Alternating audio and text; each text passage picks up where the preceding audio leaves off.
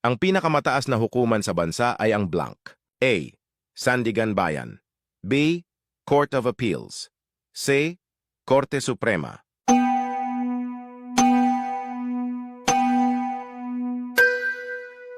Ang sagot ay C. Korte Suprema. Ang Korte Suprema ay binubuo ng blank na mga mahistrado. A.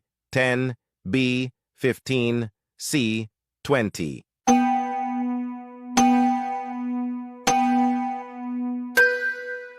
Ang sagot ay B. 15. Ang saligang batas ay nagtatakda ng mga blank sa pagpapatupad ng batas. A. Proseso. B. Limitasyon. C. Mandato.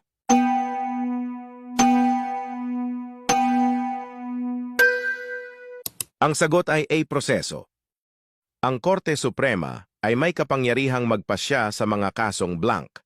A. Sibil. B. Criminal. C. Legal.